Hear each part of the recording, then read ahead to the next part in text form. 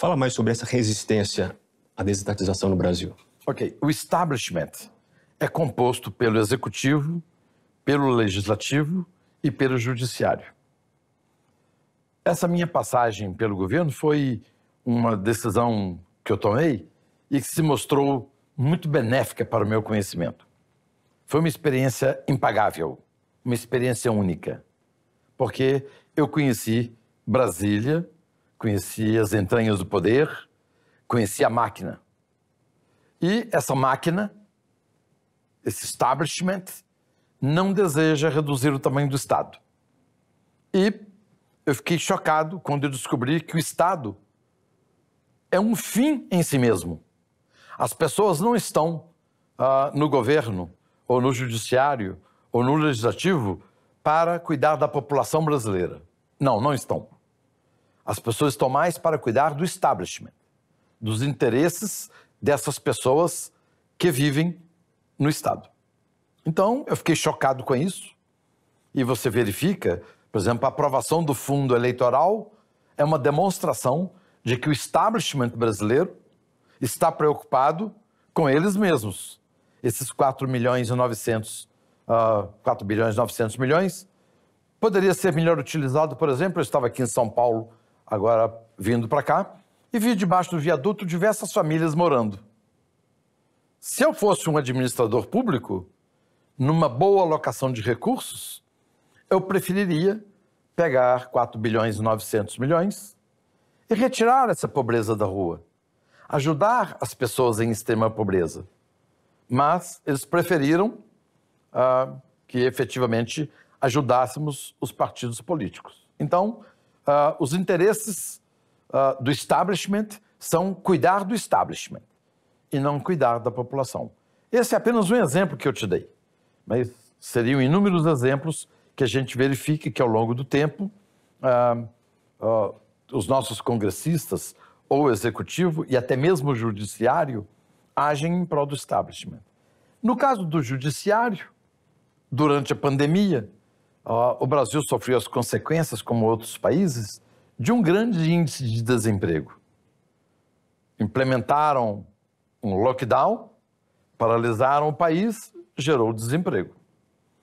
Então, o Ministério da Economia teve uma ideia sábia, que foi muito produtiva, de reduzir os salários dos funcionários das empresas privadas e, consequentemente, reduzir a carga horária.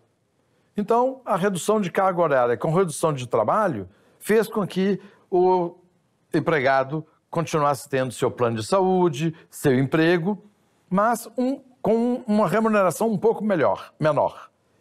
E ele estava com o emprego garantido. Deu tão certo isso que o Brasil foi um dos países que teve o menor índice de desemprego da pandemia.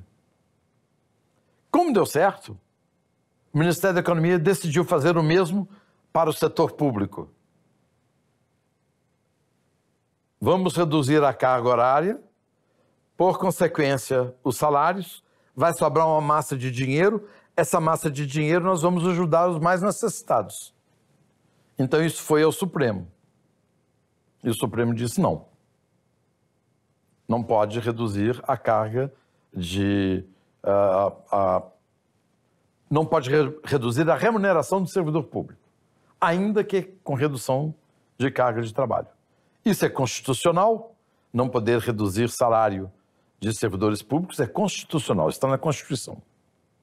Então, só estou demonstrando aqui que não existiu por parte do establishment interesses em fazer com que, por exemplo, você não viu nenhum projeto do governo de redução de custos.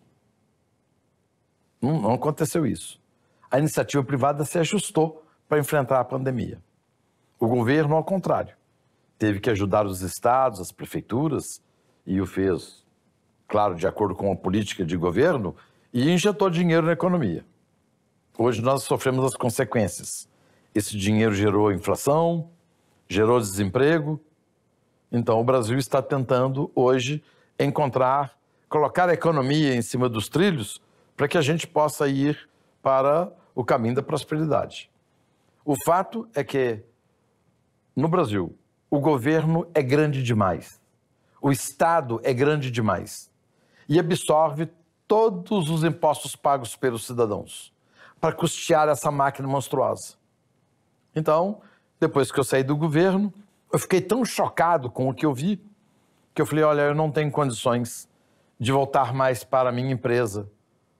Eu tenho que, de alguma forma, denunciar isso que eu vi. Então, eu vou pregar que nós devemos ter um Estado menor. Então, deixei o governo em agosto de 2020 e estou nessa pregação, como aqui agora, dizendo que é necessário reduzir o tamanho do Estado e que o establishment brasileiro ele precisa de poder. E reduzir o tamanho do Estado reduz o poder do establishment.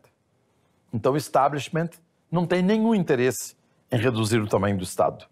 Então, os pagadores de impostos brasileiros arcam com essa conta enorme. Está aí a discussão do combustível, que o combustível brasileiro está muito caro. Sim, no mundo inteiro o combustível está caro. Agora, lembre que quando você abastece o seu carro, a grosso modo, você está abastecendo o seu carro com 50% de impostos e 50% de combustível. Porque a carga tributária é arredondadamente 50% sobre o combustível. Se os combustíveis estão com preços elevados, por que o establishment, por que o Congresso, por que o Executivo não reduzem a carga tributária sobre os combustíveis? Não há esse interesse. O ministro Guedes está trabalhando para isso, tem um PL, o governo está trabalhando para poder reduzir a carga tributária, mas dificilmente vai ter sucesso. Porque falar em reduzir impostos dentro do establishment seria pecaminoso. Reduzir impostos? Se reduzir imposto, nós vamos ter que reduzir o tamanho da nossa máquina. Nós não podemos reduzir o tamanho da nossa máquina, porque se reduzir o tamanho da nossa máquina, nós vamos reduzir nosso poder.